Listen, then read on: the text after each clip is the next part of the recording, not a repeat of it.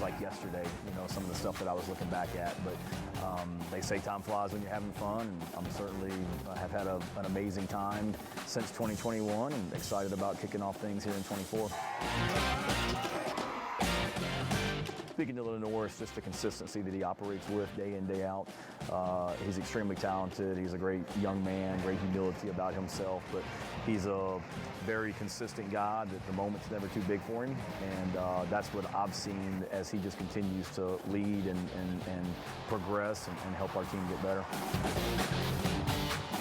Very blessed that I have a job where I'm able to include the family in it as much as I can.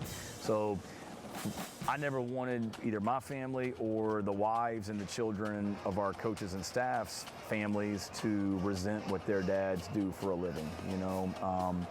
This job requires a lot of hours and a lot of time away from home. And I never want my children, my wife, or the families of our coaches to resent what dad does for a living because he is gone so long. I want them to feel a part of it also as well. Shane Beamer and Gamecock football will be bowling this season because what?